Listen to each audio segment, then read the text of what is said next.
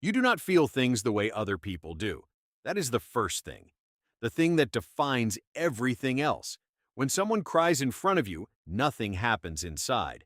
No pull, no urge to comfort. You see a person crying. Data, behavior, noise, nothing more. You learned early that this was wrong. Not wrong to you, wrong according to everyone else. The class hamster died, and everyone cried. You felt nothing, so you pretended. Copied the facial expressions from the kid next to you. Made sad sounds. Inside, empty. Just calculation. If you react wrong, they notice. If they notice, there are consequences. By age 11, 80% of psychopaths show the traits. You hit most of them. Aggression, manipulation, lying without guilt, stealing, fighting, cruelty to animals that you do not talk about anymore. School counselors used words like troubled, behavioral issues, conduct disorder. They meant psychopath. Too early to diagnose officially. Everyone knew anyway. 3 to 4% of the population. That is how many there are. More men than women. 6% versus 2%. Not rare. People have met you, worked with you, maybe dated you. They just did not know what you are. Your brain is different. Scans show it. Amygdala underactive, prefrontal cortex reduced, serotonin levels low. You were wired this way before you understood what wiring meant. Genetics loaded the gun, environment pulled the trigger. Chaotic family, neglect, abuse. You checked all the boxes. Perfect recipe for creating someone like you. People ask if you can love. Depends on the definition. Do you feel that overwhelming warmth they describe? That sense of connection and vulnerability? No. Do you form attachments to people who benefit you? Yes. Do you care if they leave? Only if it disrupts your life. The bond they feel is not the bond you feel. Theirs is emotional. Yours is transactional. You have had relationships, several. They all follow the same pattern. Charm at the beginning. You are very good at charm. Superficial charm is one of the hallmarks. You say the right things, do the right things, learn what they want, and become that. It is not hard. Most people are predictable. They want to feel special, understood, valued. You give them that. Costs you nothing. You study them like a script. Notice what makes them smile, what stories they respond to, what vulnerabilities they reveal. Then you mirror it back. They think you have this deep connection, this instant understanding. You do not. You are just very good at reading people and telling them exactly what they want to hear. Works every time. The sex is good. Not because you feel passion, because you treat it like a performance. Learn what they like, execute it well, get praised.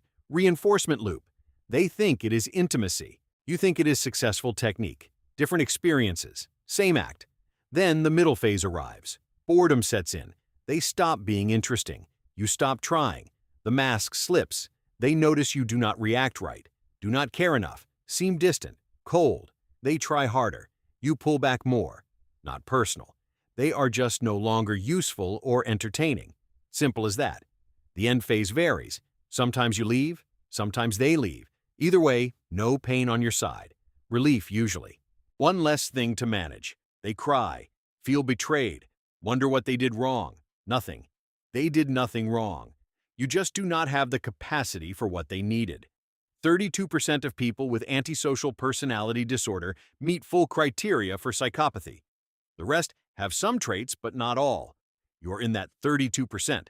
Full package. Lack of empathy, lack of guilt, lack of remorse, grandiose sense of self, manipulative, deceitful, impulsive, irresponsible, shallow emotions, all present, all verified. Work is easy. You excel at corporate environments. The traits that make relationships impossible make climbing ladders simple.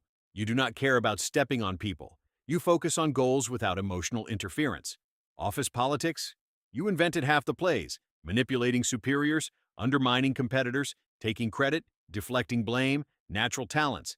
Some psychopaths end up in prison, 47% of male inmates, 21% of female inmates. You are not one of them. Too smart, or lucky, maybe both. The ones who get caught make stupid mistakes, act on impulse without planning. You plan, always plan. That is the difference between successful psychopaths and incarcerated ones. Intelligence, self-control, appearance of normalcy. They think you are all serial killers. You are not. Most psychopaths never hurt anyone physically. Why would you? Violence is inefficient, messy, draws attention. Much easier to cause damage through legal means, financial manipulation, emotional abuse, professional sabotage, pain delivered without fingerprints.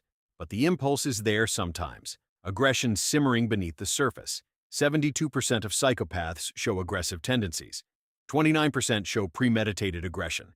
That second number is the scary one. Not heat of the moment, calculated, planned, cold. You control it. Most days, some days harder. Someone disrespects you, challenges you, makes you look foolish. The urge to destroy them is overwhelming, but you do not, because destroying them permanently causes problems for you. So you destroy them slowly. Reputation, career, relationships, all fair game. They never see it coming. Never connect the dots back to you. 85% of psychopaths have substance abuse issues. You do not. Drugs and alcohol reduce control. Control is everything. Without it, the mask drops. People see what is underneath. Cannot have that. So you stay sharp, sober, always aware of how you are being perceived. The loneliness is there, not the kind they experience. You cannot miss what you never felt. But sometimes you observe others, their friendships, their families, the easy warmth, the genuine affection.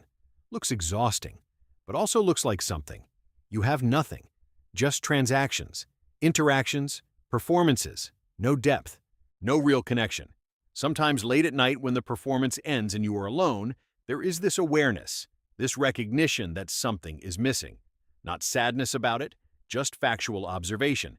Everyone else has this thing, this capacity, this experience. You do not. Will never have it. The wiring is wrong, permanently. Serial killers like Jeffrey Dahmer and Dennis Nielsen wrote about their loneliness, described it as unbearable, created their own horrific solutions to never be alone. You are not them. You do not kill, but you understand the isolation they described, the fundamental separation from human experience. They just responded differently. That is the part that sucks, not the lack of emotions. You do not mind that, but the awareness of being fundamentally apart, in but not of their world, a stranger in human skin, going through the motions, saying the words, never quite landing. You fake it well, very well. They would not know unless you told them. This conversation only happens because it is hypothetical. In real life, you are whoever they need you to be. Charming, caring, concerned, all lies, all performance, but convincing. That is what matters.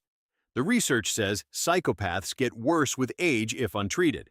Burned out, depressed, looking back on empty lives full of shallow relationships and meaningless achievements. You are not there yet. Still functional, still succeeding by conventional measures. But you see the trajectory. Know where this ends? No cure exists. Therapy does not work. You cannot teach empathy to someone neurologically incapable of feeling it.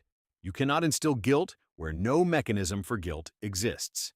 Cognitive behavioral therapy, group therapy, medication, all useless. You just learn to fake it better. Get better at the performance. Prevention is the only answer. Early intervention for kids with conduct disorder. Before the patterns solidify. Before they learn that people are tools and relationships are games. Too late for you. Not too late for the next generation, if anyone cares enough to try. Do you want to change? No. This is what you are. The question is meaningless. Does anyone want to change their fundamental neurology? Of course not. Neither do you. This is your normal. Their normal looks confusing and exhausting. All those feelings, all that caring, all that pain when things go wrong. Why would you want that?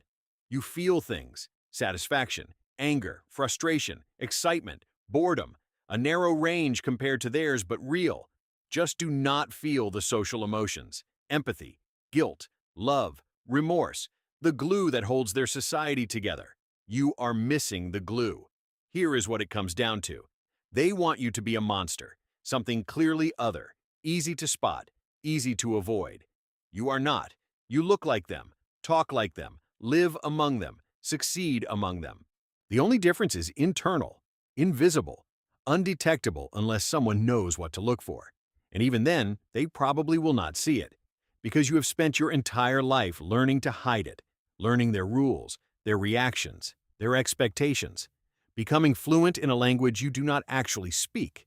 Emotions are your second language. You will never be native, but you are proficient enough to pass. That is why it sucks to be a psychopath. Not because of what you cannot feel, but because you have to pretend to feel it. Every single day, every single interaction, forever.